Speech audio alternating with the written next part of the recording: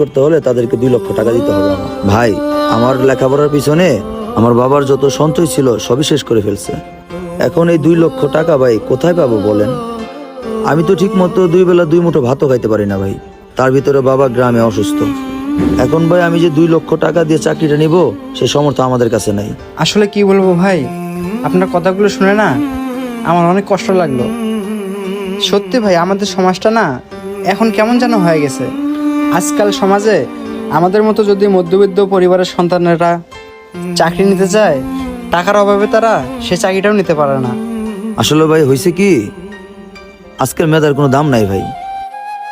তবে আর একটা বিষয়, আপনি যে আমার হোটেল থেকে 10 টাকার ভাত নেন, আপনি তো আমার হোটেলে বসেও সেই 10 টাকার ভাত খেতে পারতেন, কিন্তু আপনি আমার হোটেলে না বসে সেখানে না খেয়ে আপনি দেখি যে আড়ালে লুকিয়ে সেই 10 টাকার ভাত খান শুধু কাঁচামরিচ দিয়ে। কেন ভাই? আচ্ছা ভাই, এই বিষয়ে ভাই দেখেন, আপনি কিন্তু আপনার হোটেলটা অনেক টাকা খরচ করে দিছেন। এখন ভাই এখানে অনেক ভালো ভালো লোক যায় খাবার খাওয়ার জন্য। এখন যদি ভাই 10 টাকার ভাত আপনার হোটেলে বসে শুধু কাঁচামরিচ আর পেঁয়াজ দিয়ে খাই, সেটা যদি আপনার কাস্টমার দেখে, তাহলে তো আপনার হোটেলের রেপুটেশন খারাপ হয়ে যাবে। আমি চাই না আমার জন্য আপনার হোটেলের রেপুটেশন খারাপ হোক। আচ্ছা, এই কথা।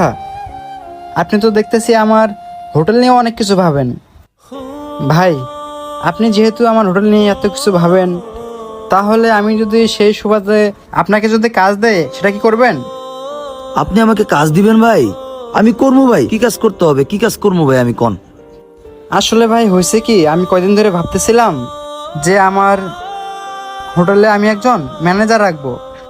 এখন আমি যে আপনার ভিতরে সততা দেখলাম, তো আমি ভাবতেছি আপনাকে সেই ম্যানেজারের পোস্টটা আমি দিয়ে দেব। আপনি কি করবেন? সত্যি ভাই আপনার হোটেলে আমাকে ম্যানেজারের চাকরি দিবেন?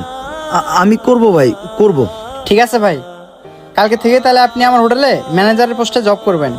ঠিক আছে ভাই, আমি তাহলে এখন আসি, আমার হোটেলে কাজ আছে। তা ভালো থাকবেন। আসসালামু আলাইকুম ভাই। আমাদের বর্তমান সমাজে এরকম অনেক পরিবারের সন্তানরা আছে, তারা কিনা তাদের সর্বোচ্চ দিয়ে লেখাপড়া শেষ করে একটা চাকরির জন্য মানুষের দাঁড়ে দাঁড়ে ঘোরে। তো বন্ধুরা, আমাদের ভিডিওটি ভালো লাগলে অবশ্যই লাইক কমেন্ট শেয়ার করতে ভুলবেন না। ধন্যবাদ সবাইকে।